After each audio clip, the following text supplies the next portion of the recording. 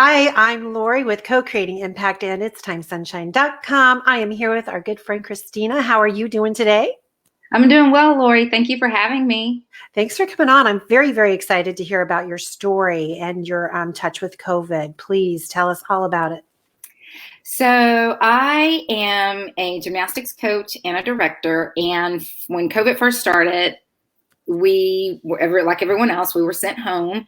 So our program was online for 6 months because we are a county-run program. And unlike most private industries, we didn't go back. The county was being very conservative in terms of not wanting to risk anything. So we were allowed to come back under heavy restrictions, but we were back in September. And things were going really well. Everyone was wearing masks, but I was the first point of contact in terms of screening everyone, taking temperatures, asking the pre-screening questions. So I was the first point of contact. Still, everything was going well. We were disinfecting everything, hand washing, all of the protocols that we had to have in place, of course. And at the end of October, I just started not feeling like myself. But I also have year-round allergies, and it was just really bad here in Georgia. It was just really bad. And I thought, well, it could be my allergies or whatever. And so I started getting a really bad backache, and I thought, oh, this is really weird. So I went to one of our urgent cares, and they were like, well, you just probably pulled a muscle spotting one of the kids. And I was like, yeah, maybe you're right. And then about a few days later, I got this really horrible cough, and I've had pneumonia before. And I thought, oh, this feels like pneumonia. So I went to another urgent care, and I said, I think this is pneumonia. Shouldn't you test me for COVID? And they were like, no. And I was like, So they didn't test me. They were like, it's just an upper respiratory infection. They gave me something for that and sent me home. 4 days after that, in the wee hours in the morning, I called my mom and I was like, if you don't get here, I'm going to be dead. Like, I literally can't breathe. Took me to the ER, and of course she couldn't go in. And the ER, they were on the intake. They were like, oh, how long have you been feeling this way? I mean, how long have you had this fever? And I was like, I don't have a fever. I take my temperature every day. And I was like, well, what is it? And she said 100.3. Well, I knew exactly what that was. I was like, oh. So, I said, well, I'm here for a treatment for pneumonia. The denial sets in, and they confirmed that I had double pneumonia, had bilateral pneumonia in the base of my lungs. Tested me for COVID. They thought that I had blood clots, and I thought, I cannot go upstairs. People that go upstairs in these hospitals don't make it out. They sent me home. I got the results like 3 days later, confirming that I had COVID with double pneumonia. So I was sick for 8 weeks, very sick. And then after the virus left me, it didn't leave me. Like, I had long haul. And so what they're determining that long haul is just a multiplicity of just lingering symptoms that actually are worse than the virus. Oh, wow. And yes, is this very debilitating, extreme fatigue. Like, you go to sleep, but sleep just doesn't satisfy it. I would take a shower and then I would have to sleep for 2 hours. And so I had that. The brain fog is the equivalent of driving, but you have zero visibility. Like, you can't even see the hood of your car. So like, I would be in a room and the room would be dark, but then I would go try to turn the light off to make the room to shut, and it's like, okay, what are you doing? That was very debilitating. It's almost like they term it like COVID dementia. It's very scary. It's like that. It's like a dizziness that's worse than vertigo. Like, I found myself like falling into my wall. And I'm single. I live by myself. So I had all of those symptoms. So you can imagine working was just very, I couldn't do that. Like, I couldn't coach, but my job was wonderful. They still allowed me to telework. Okay. And yeah, they were very wonderful. So I, like most everyone, got on the Facebook group Survivor Corps, and just like-minded people who were having the same issues. And I was running 5 miles before a day, vegan, healthy person. And this just slammed me back, so much so that I had anxiety about sleeping in my bed. Couldn't sleep in my bed for 3 weeks after I caught the virus, because I thought if I go to sleep, I won't be able to breathe. So I ended up getting a therapist, to help with the anxiety. And I was so angry. I was angry, depressed, just all of that. Because I was mad about people dying. I was mad that I had it. I was just mad. And so then dealing with the long haul, because I couldn't get back to myself, I just found the way to cope with it was, and I'm a confidence coach too. I'm a confidence coach. And so the way that I found to deal with it was just going on the Survivor Core Facebook group and just posting very uplifting and positive posts to encourage people that it's not your fault. It's not our fault that we caught COVID. It's not. And, that very first post, when I put that on there, just so many people were just like, thank you so much for saying this. And then another one that I posted was about, the family support, because I have family support, and it's so many people on there who don't have family support.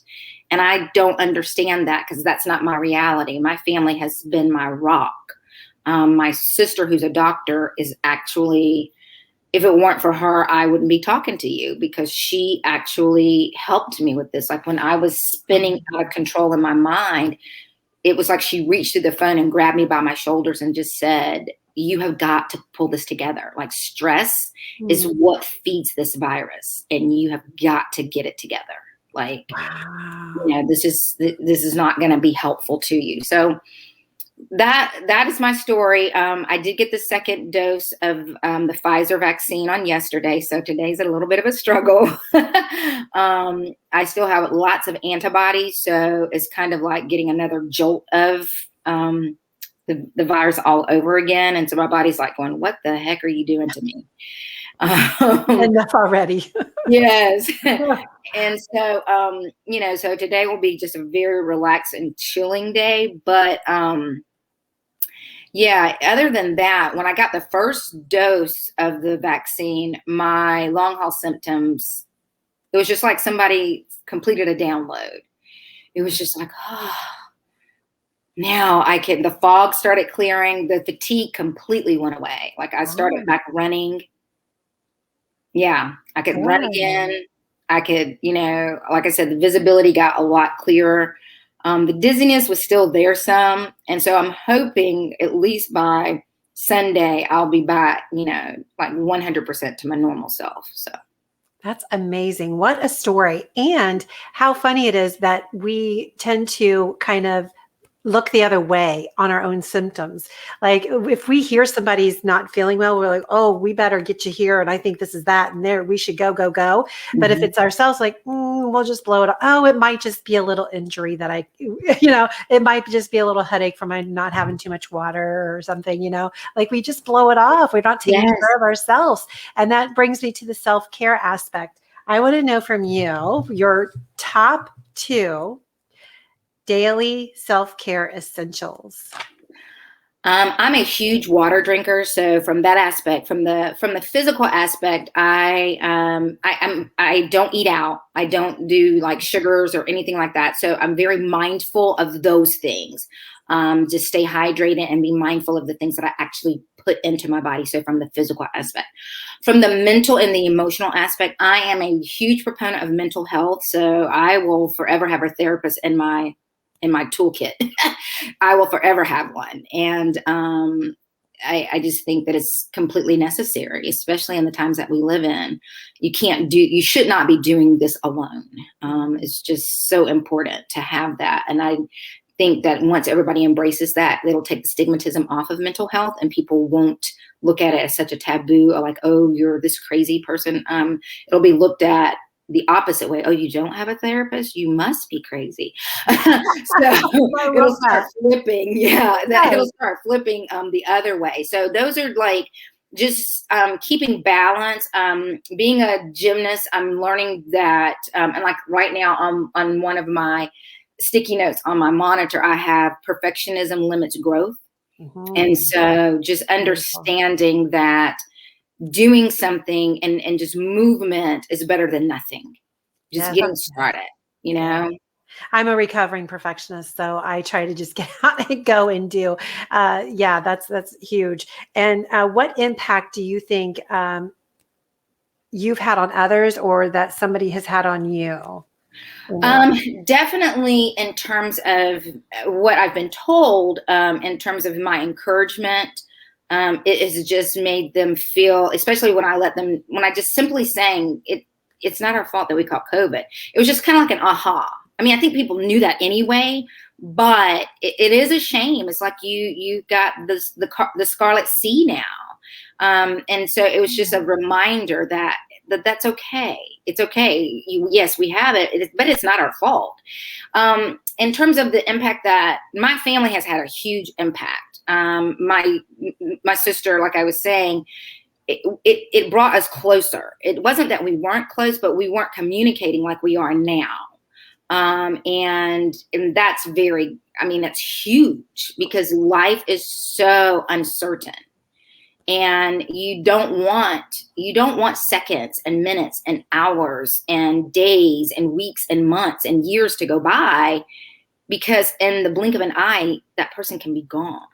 And then you're left with, regrets. And so just understanding and being reminded of how precious life is and the little things that we tend to hold on, that they don't matter. Like, on the seismic scale, it's not even blipping, And isn't it true, though, that COVID has brought us to that now? I feel like we have been so go, go, go and do and busy that now I think more people are like, okay, what really matters? What matters to me? Family, relationships, hugs. Like, we've got virtual hugs right now, but that's it.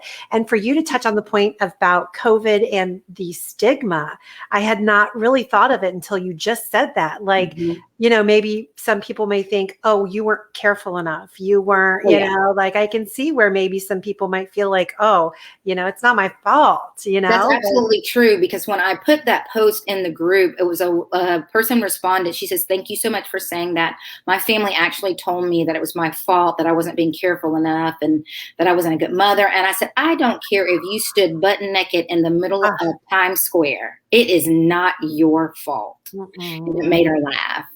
Oh, it's so true. And that's how it is, not only with COVID, but like you said, with mental health and mental illness. And it's true. Like I tell people that if your kiddo or you are a child or somebody that's going to college, become a therapist, a psychiatrist, a psychologist, like we need more, because they're hard to get into. Yes. And so that the fact that we have more different types of social avenues to be able to go and explore and to have our virtual hugs, like for me, it's been TikTok and Clubhouse and WhatsApp and things where we can kind of communicate a little more tight knit. Yes. Become a community of family, of some sort of extended family. That's been very helpful for a lot of people. Yes, what do you find the most helpful with getting out of your routine or your daily, like when you were stuck in home from COVID and that kind of thing? Yeah. Close family members that you could have come in. So, like I said, I live by myself and I was working virtually like all day long. And it was just, I had to set the boundaries of what was work life and what was personal life, because it all got meshed together. And then I said, okay, this isn't working. I've got to have true work hours. And I stuck to it. And it was just like, as soon as the end of the workday happened, I slammed my computer shut and I put on my workout clothes, and I had to get out. I needed to get out. My body craved the sun, and I had to get outside, and I just started walking, and the walking turned into running. And but I mean, it was just like, I was looking at my watch going, when is that time going to come? And it just became so therapeutic just to be outside. And, and it was just so quiet because it was just me out there. No one was out at the beginning of COVID. No one was out there. And it just became, and it was very quiet. It was no cars out there. Very weird in the beginning, but then I got used to it. And, it was just like the silence was deafening. It was. And I remember doing the same thing, thinking, oh my gosh, there's nobody around. This is kind of comforting. And I like walking this way with nobody around. It's kind of nice. And now there's more cars going by. And I'm like, all right, I just got to get used to that now, Yeah, it kind of irritated me in the beginning. I'm like, you're messing up my walk. Yeah, exactly. And what are there virtual outlets that you have? So I'm on Facebook and I'm on Instagram. Good. So doing those, I obviously Zoom, I do a lot of that. Oh, yeah. And so with my confidence coaching business, I'm actually mentoring some of my coaches, and helping them to, become more developed in their coaching. And so I love doing that, because I love to see their growth and to see them coming into themselves and Yeah. finding their voices. And That's a I beautiful thing. absolutely love that. Yeah. My youngest client that I'm working with right now is 9, and just to see the impact that the pandemic has had on a person that age is frightening, because I knew her before the pandemic, and her being so outgoing and so courageous, and the 180 flip, it's heartbreaking. I understand that completely, because I have a 10-year-old. So we could come back and talk about that, a whole nother subject, another day, if you'd like. I Thank you. would Thank love you. it. Thank you. Christina, you've been a blessing. I really appreciate you being here. Thank Thank you. you, Lori. Have a fantastic day. You Bye. too.